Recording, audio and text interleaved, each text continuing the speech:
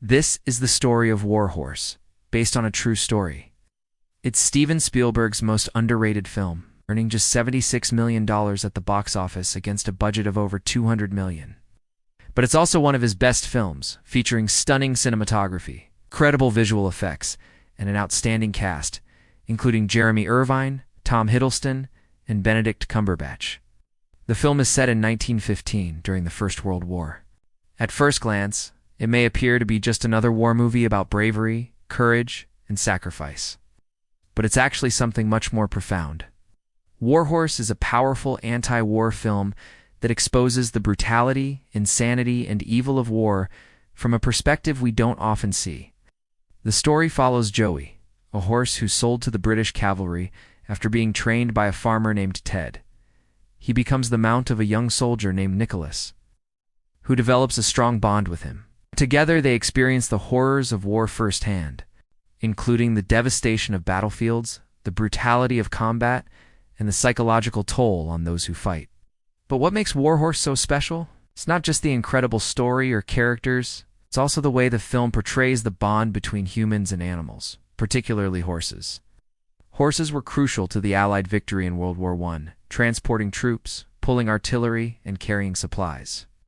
They were also used as cavalry, providing a swift and mobile force that could quickly change the course of battle. But most importantly, they were also companions, offering soldiers a sense of comfort and familiarity in an otherwise unfamiliar and dangerous environment. The film shows how horses were treated like members of the family by the soldiers who cared for them. They were given names, groomed and fed, and even spoken to in a gentle, soothing manner. But despite their importance and usefulness, horses were also expendable. They were often put into situations where they were likely to be killed or injured, and when they were simply replaced with another animal. In fact, it was common practice to shoot a wounded or exhausted horse rather than take the time to care for it. And this wasn't just because horses were seen as nothing more than tools of war. It was also because there were simply too many of them.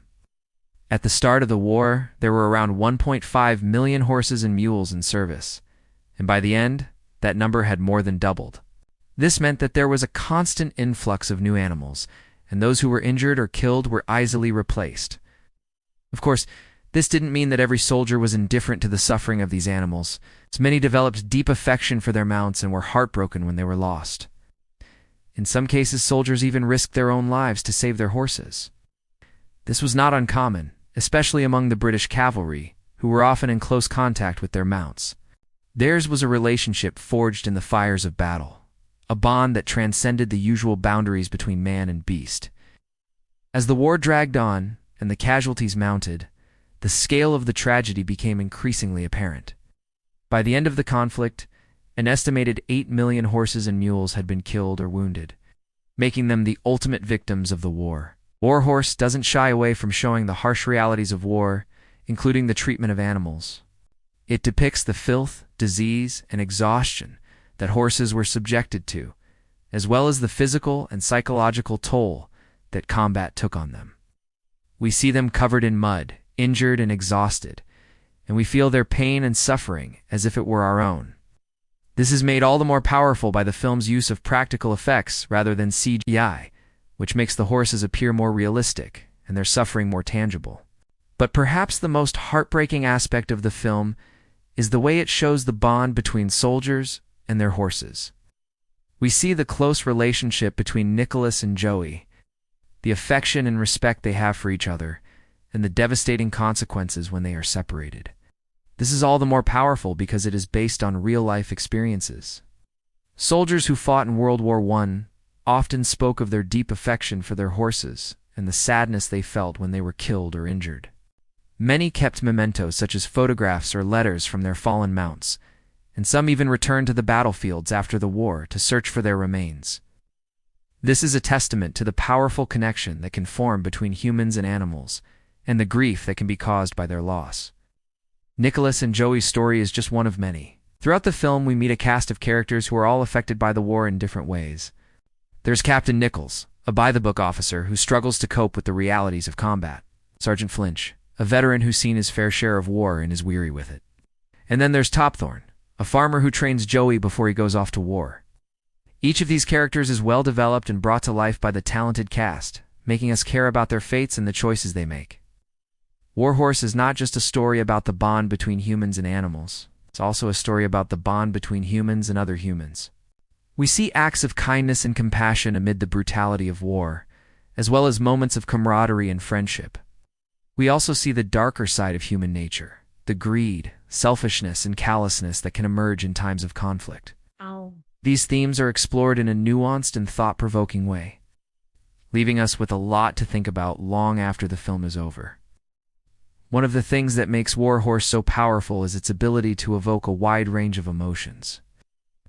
We laugh, we cry, we cheer, and we scream at the screen in equal measure. It's a film that stays with us long after we've seen it, and it's not for the faint of heart. But it's a film that must be seen to be believed, and it's one of the best films ever made about the bond between humans and animals. Michael Morpurgo's book, on which the film is based, has sold over 30 million copies worldwide and been translated into 43 languages. It's a classic tale that has captured the hearts of readers of all ages, and it's easy to see why. Morpurgo's writing is beautiful and evocative, and he paints a vivid picture of the world his characters inhabit. We can feel the mud on our skin, hear the roar of the guns, and smell the stench of death. He also captures the emotions of his characters perfectly, making us feel their joy, their sorrow, their fear, and their anger. The play version of Warhorse, which premiered in 2007, is one of the most popular shows ever to be staged by the National Theatre of Great Britain. It has been seen by over 1 million people and is still running to this day. The play's use of puppetry and animation is stunning, and it brings the story to life in a way that is both magical and heartbreaking. Overall, Warhorse is a powerful story that deserves to be told and retold. It is a story about the bond between humans and animals, but it's also a story about the bond between humans and other humans. It is a story about love, loss, hope, and despair. It is a story that makes us laugh and cry, but most importantly, it is a story that makes us think. If you haven't seen Warhorse, I highly recommend checking it out. It is one of the best films ever made about the bond between humans and animals, and it is a film that will stay with you long after you've seen it. And finally, it's worth noting that the legacy of Warhorse extends beyond the screen and the stage. It has helped to raise public awareness of the plight of animals who served in wars and conflicts around the world. It has also inspired a new generation of animal rights activists and has helped to improve the treatment of animals in captivity. So if you want to learn more about the legacy of Warhorse, I encourage you to do some research. You'll be amazed at the impact this story has had on the world. Thank you for watching, and see you in the next video.